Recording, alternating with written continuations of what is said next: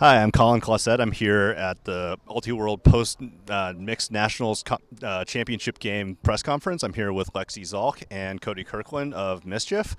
Tough loss today, but I think a really impressive run throughout the entire tournament. Would love to hear a little bit about the game plan coming into this game and sort of how well you felt like you executed against that. Want me to take this one? Yeah. Sure. I think with AMP, what we had success with previously in the season and here when we played them in full play was a lot of pressure on the dump set. So that means pressuring that dump and pressuring the front of the stack. I think we actually did a pretty good job at that. What they did a good job of was executing hucks from sidelines, which is kind of what we were asking them to do, and they hit them at a really high percentage. And if you're doing that, it's going to be hard to stop them. We kind of picked our battles and kind of died on that stake. Fair enough. Speaking of the hucking game, it felt like your deep game was really clicking for most of the weekend, and it seemed like today it just wasn't quite at the same level that it was previously. Any ideas of what changed between yesterday and today? Yeah, I think we're a little mistimed. There's not that many teams in this division that use their women really effectively, so I think it's a different kind of game, especially with the poaching and also the like women on women marks. So I think our windows were pretty tight, and we just weren't hitting them at the same rate that they were. So also, it's had a lot of very close misses on very a lot close of hucks. misses. Yeah, Like, you kind of have to live with those sometimes. Yeah. I think the decisions were all there. It was just didn't work out. I was also interested in sort of the offensive motion that you all had, especially out of the horizontal stack with the sort of the crossing cuts coming in and then clearing out and then working off that motion there. What kinds of openings do you think that creates against a team like AMP? I'll say that AMP does a very good job of using their inactive players to affect the active players in the field. So they're poaching off of the handlers as well as the cutters that aren't in the active spots. And I think our defense actually does a very good job of that as well, which has given our O-line a lot of practice with kind of creating motion to force them to play defense on us, even if we're not looking to get the disc. So that means running a lot of clears out of the horizontal or running clears out of the side stack, clears out of the handler set. Trying to make threatening motions that force them to guard us, essentially, even if we're not looking to get the disc. Thinking about the early part of the game, it felt like there were a lot more calls today than there had been in the previous games that you'd played against AMP. Do you feel like that had any impact in your game planning? I think so. I think there was a lot of nerves on our end. Most of our team has never been in this position before, so I think people were just getting into situations that they weren't used to with a level of intensity that they weren't used to. So I think it was just nerves. Sort of bigger question outside of the game. One of the things we're looking into right now is a piece on sort of equitable distribution of the Frisbee around the mixed division, especially among the contenders. I was curious to get your thoughts on, how some of the teams that you played stacked up on that metric versus some of the others. I'll take this one. So I think AMP really utilizes both genders very effectively on the field. They have a lot of very impressive female throwers, which I think a lot of the mixed division is lacking. I think on our team, we usually center to Caitlin Rugg, who's a female handler, very strong player. And we're looking to usually have strings that are either both women or a man to a woman. So I think we're really focusing on that cross-gender. It creates an opportunity where you can't really bracket as well if you're dealing with different genders. So more teams should be using their females very effectively on the field, and I think that's why AMP and Mischief are in the finals. So.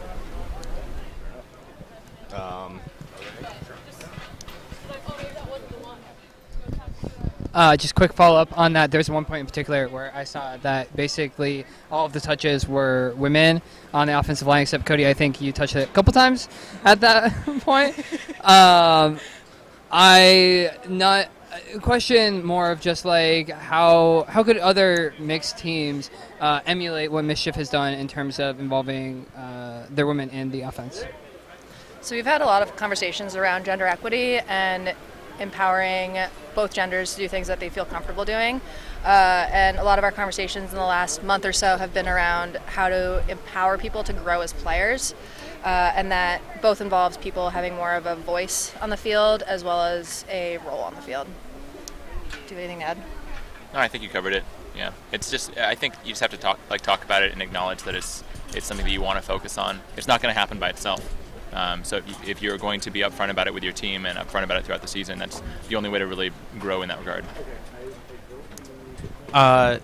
Mischief's one of the longest-standing programs in the mixed division at this point. It's been successful. This is now a first title game since 2006. So there's some history here for the team. I wonder if you I know losing a game like this is pretty tough. How do you feel about where this program is headed after a season like this and a result like this, after kind of an up and down regular season and leading into the series? For me. Both of us? Yeah. Do you want to go first? Sure.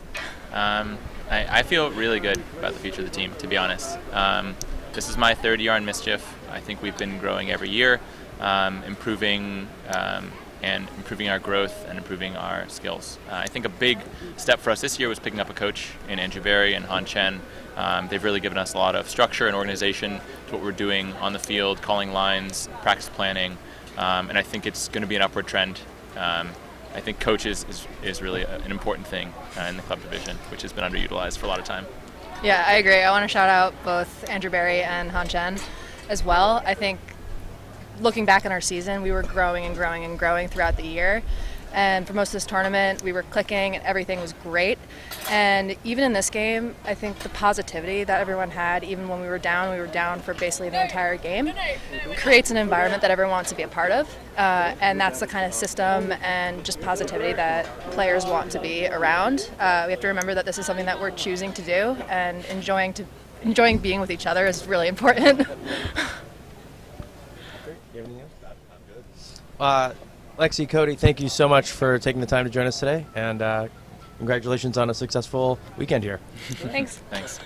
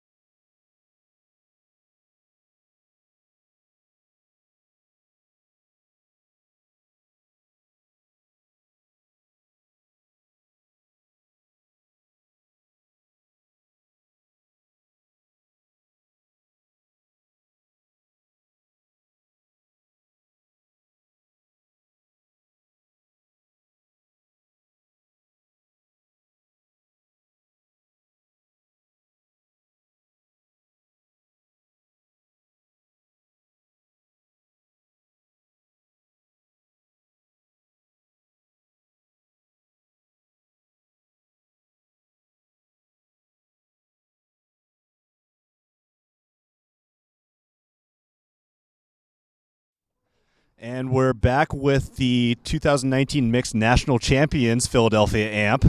We've got Patrick Sherlock, the coach of AMP. We've got Max Charles, and we've got Linda Morris, as well as a special guest here on the left of the screen here. So first of all, congratulations on an impressive win. That was a pretty complete performance, I would say. How do you feel? I would like to hear a little bit more about the game plan coming into the game and how you feel you executed against it.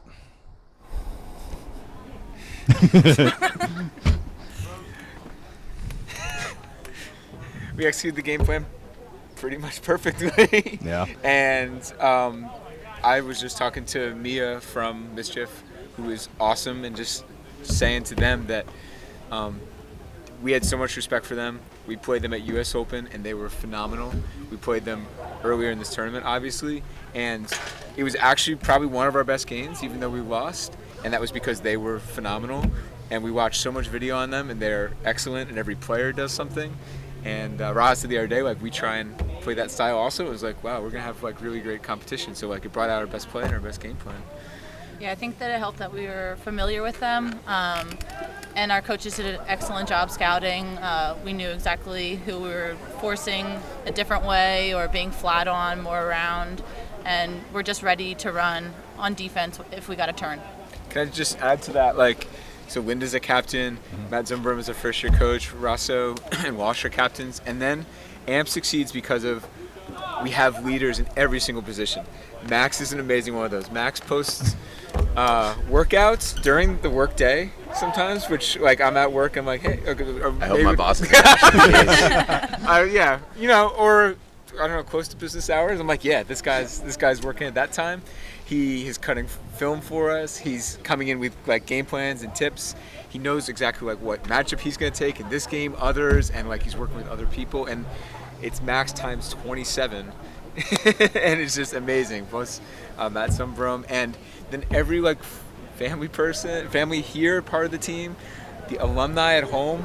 I've just never heard from them so much because this team was so gritty and resilient, and they were inspired by that. And so Linda, Max, Nico was here. Every person we heard from Kelsey so often, and, like, these are all my heroes, all these people, and I just have to credit all of them. Awesome. One thing, like, about the game specifically that I noticed, it felt like there was a decent amount of sort of over the stack cut hucks that were going off from AMP's handlers. I was wondering if that was something that you'd noticed as a weakness in Mischief's game that you wanted to exploit, or was this sort of a natural how the cuts were forming? I mean, I play mostly with the D-line, which means I get to observe the offense a lot. I think that we had a lot of focus this tournament and over the course of the season on being really decisive in using the dark side, whether that's the break lane or the force lane, the far side, to really be decisive and attack away. And if our defender follows, that's great. If they don't, even better. We're going to keep running, and, you know, that often in this game turned out to be a good opportunity to throw, I think. That worked out. Yeah, I think that with Mischief, we knew that they were going to be aggressive or are very capable of being aggressive deep, and we tried to make sure that we had a black shirt behind every red shirt to show them that we don't want you to throw it deep. We want you to work under and challenge those in cuts. I did notice that there was a lot of backing involved in your defensive game plan. It was really impressive to see. Contesting. Yep. Everyone, like, the defense escalated every single point of this tournament. The 7 on the field, those that were just off or coming on next, and the sideline, like, we lived every throw, more so today, more so yesterday than, like, we were early on. And a year of growth. It's cool that we got the opportunity to keep playing. Like, lots of people made plays and got support to help us do that. That was cool. Looking forward a little bit, now that you're repeat champions, the first ones we've had in a little bit, what do you think it's going to take to get back to this stage next year? It's going to take, like, some dinner tonight, and some, like, good start. Some fun on the beach. It's going to take, like, a good time, like, scooting around Mission Bay tomorrow. I am so excited for off-season skiing and snowboarding, which we've been doing with a lot of the alumni. And, you know, some of them have kids now, and, like, we gotta, you know, kind of bring some new people into the off-season trips. We gotta talk about, like, maybe Columbia again. We had a good. Yeah. We started the season with a championship, and But no, mostly like tonight is what we're focused on, I think. Always in the moment. I am starting to work on a piece about gender equity in mix and how different teams are better or worse at involving the women. And in some interviews I've been doing, AMP has come up time and again as one of the best teams in involving their women and centering the women in the offensive and defensive sets. And I was wondering if you all could speak to that, and also any teams that you've played that particularly stand out in terms of gender equity and involving their women. I think that AMP's goal is to provide every teammate with the opportunity to be most successful on the field. So we're constantly clearing space and making sure that everyone has a chance to make a hard cut out or in. I don't know. Anything? I think it's really impressive how AMP plays like in pressure situations with everyone. I think that's the time where you actually see which teams are the most equitable. The final point yesterday, very, very long point, but I think we did a good job of distributing to everyone. Our last point today, really good distribution. I think we finished strong in both those games, and that's can be the difference. As far as other teams, I think Mischief does a really good job of using their women and their men, and yeah, I think that's why we end up in good competition with each other too. I like what you said. Was it like 2 years ago when someone pointed out like AMP is going 4 women on Universe, and you were like, AMP is like playing Ultimate on Universe. Yeah. We're not. It's not like 4 women or 3 women or anything. It's like we play with the team, and yeah, we have awesome players in every position.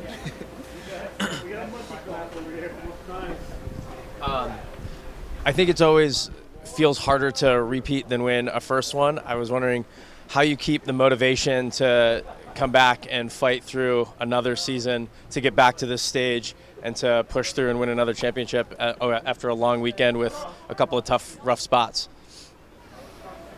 I think we don't think about it as repeating. It's a new experience. It's a new team. It's a new narrative, and so we kind of keep it about us. We don't really think about the past or what's coming up or a three-peat or whatever.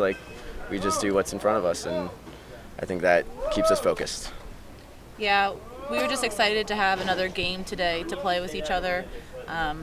And I think that really motivated us to work hard. It was the last chance a lot of us had to run around together for this season, and it was just a lot of fun. Absolutely. Great. I think that's all we've got. Thank you all for your work. Sharing this team so that people back home can get to share in this. We're so excited to share with them. We had a really cool winter party last year, and I was thinking at the time that was one of my favorite experiences of my life. I'm wouldn't that be cool? That was a tradition. Even if we don't win, let's get this larger family and community that we represent. People on the team, tryouts, future players, the youth players who are so hugely supportive of us, and we love Ben Hewitt. Practicing with us, Claire practicing with us. These people are going to be at U20 tryouts next year. So next month. So we got to shout out them and look forward to them coming out. And I can't wait to celebrate with everyone. Not a trophy, not a championship, but just the experiences that we get to keep creating that are connected from I guess now 14 years. Hope we get some more. Yeah. Great. Thank you very much, Linda, Max, and Patrick. Congratulations.